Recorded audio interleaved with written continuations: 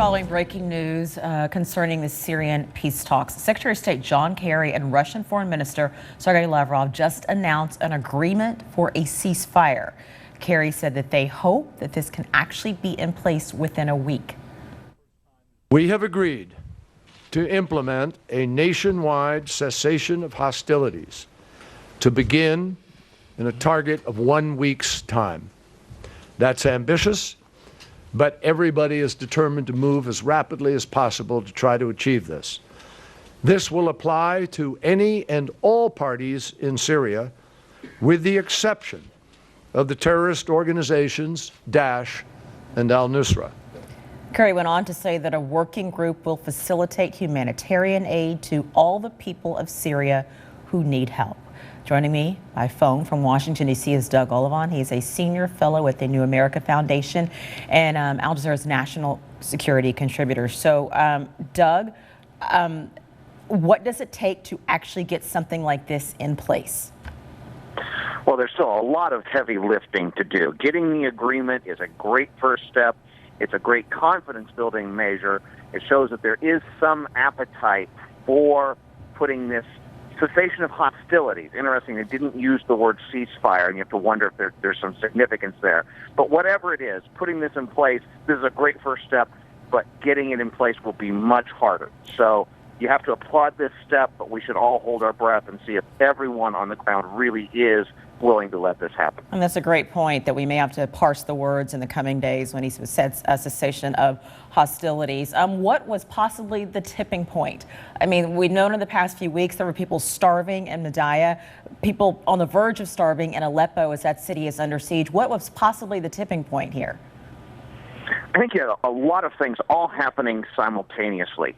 Frankly, you had the Russians pushing back the rebels from Aleppo. So they're kind of in a mood to have a ceasefire. I think, frankly, the rebels were afraid that they were going to have further losses at the hands of the Russians. So they're in a mood to kind of hold what they have.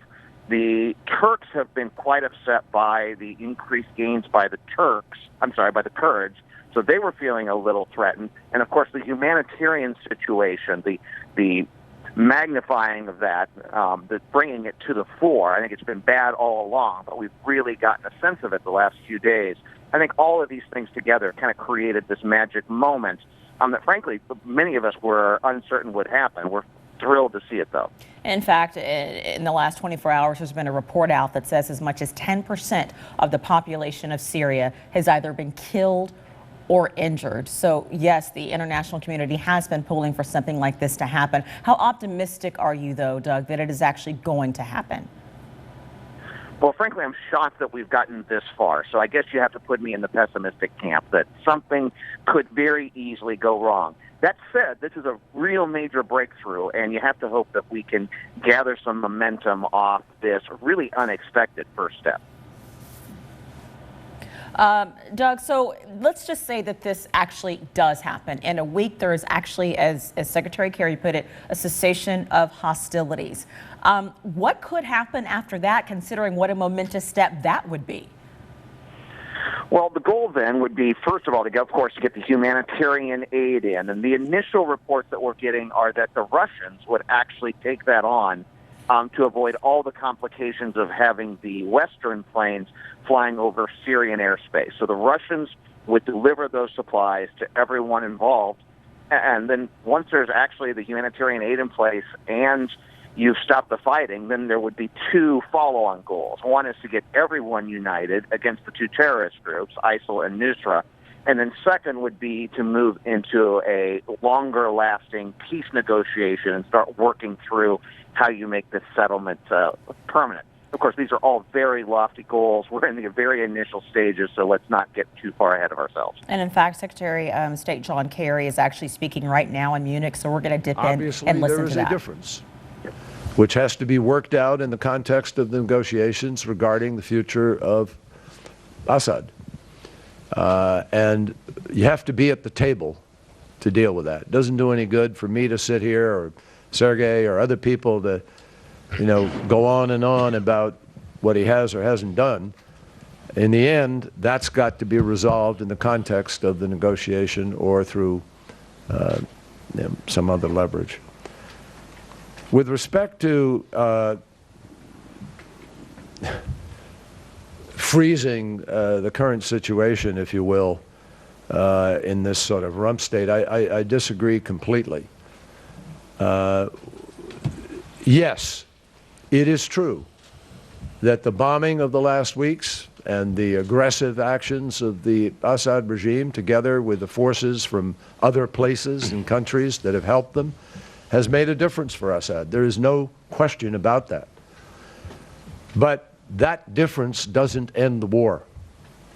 That difference does not mean that Assad is secure or safe for the long term.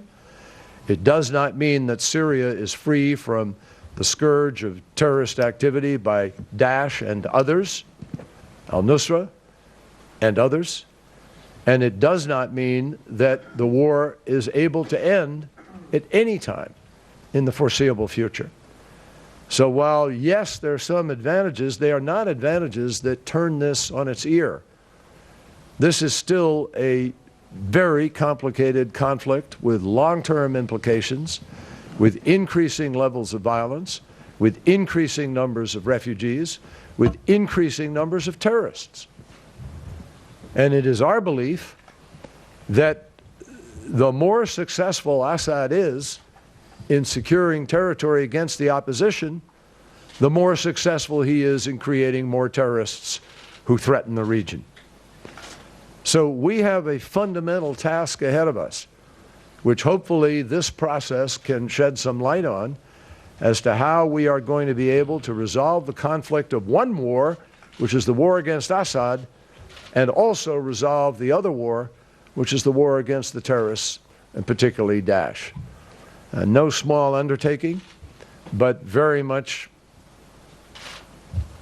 front and center in all of our thinking and in the political process that we are trying to create to find a peaceful resolution.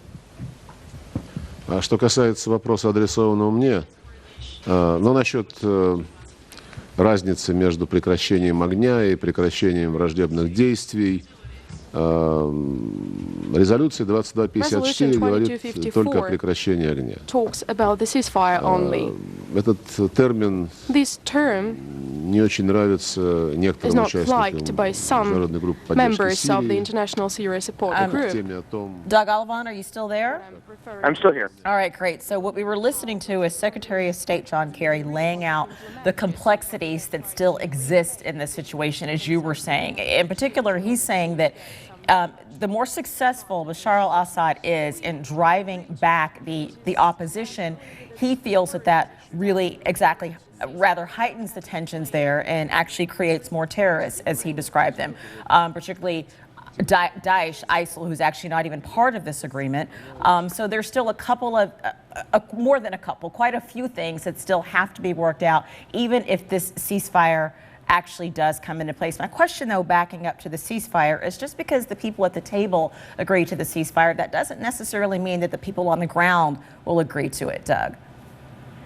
Well, that's a great point. And in particular, we've been very concerned about the rebel forces themselves. It's been unclear how much command and control those who are representing them in Europe actually have with the groups on the ground. And that's always a risk with rebel groups. That's not any particular slam on these representatives. That's just inherent in a very disorganized rebel group on the ground. So can they make this happen? But for that matter, will all the parties honor the cessation of hostilities? Will the Iranian-backed militias? Will various other groups? And then, of course, how do you disentangle everyone from al-Nusra in particular? These are all issues that are still hanging out there. Doug, what impact has Russia's involvement in the situation had? I think that's something that we're going to have to debate. I think there will be those who say that, Russia has pushed back the rebels and therefore made them willing to come to the table. Others will say that it simply created more turmoil, more bad will in the region. We'll have to debate exactly what that means, and I'm unsure myself. All right. There's still, you're right, a lot of unpacking, a lot of untangling of the situation that has to happen. And the cessation of hostilities actually has to begin, the goal being in a week. We were just talking about the government offensive in Aleppo. Let's pause for a moment and watch Al Jazeera's Zaina Hoder's report, rather, from Gaziantep, that is near the Syrian border in Turkey. The Syrian opposition has lost more ground in the northern province of Aleppo. Minnih military airbase, however, was not recaptured by government troops and their allies. It was taken by the Kurdish armed group the YPG and its Arab allies. Syria's opposition says the YPG has been taking advantage of the Damascus government's offensive to expand areas under its control in Aleppo. The YPG militia from the start of the revolution has been working for its own interests. It created an autonomous area. It never recognized the Syrian revolution, but it used it to create its own state. The capture of Minnih Air Base means the YPG is now close to the main rebel-held border crossing with Turkey. This has increased concern in Turkey, which considers the group and its political wing, the PYD, a terrorist organization.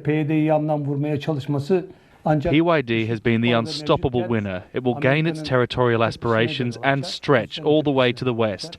It is not logical for Turkey to carry out military operations against the PYD in Syria while ISIL has a presence. This will draw reaction from the US and even Russia. The YPG and its ally, the Syrian Democratic Forces, are partners of the US-led coalition against ISIL. Turkey has harshly criticized the US for accepting the groups as allies, but the Obama administration has made it clear this policy is not going to change. The YPG also enjoys good relations with Russia. It's a complicated web of alliances on the ground in Syria. Officially, the Damascus government and the YPG are not allies, but they haven't turned their guns on each other since the start of the uprising. It's not clear if there is any coordination in the offensive against the opposition in Aleppo. But what is clear is that the government and the YPG are both heading towards Aleppo's border crossing with Turkey. The border towns close to that crossing have received tens of thousands of Syrians displaced by the ongoing military operation. Turkey continues to be criticized for not allowing them to enter. Instead, it argues the refugees could safely remain in a designated zone along the Syrian side of the border. Such a safe zone would serve Turkey's national security interests by acting also as a buffer and stopping YPG's expansion and keeping the Syria regime away from its doorstep. Sana Khuder, Al Jazeera, Southern Turkey.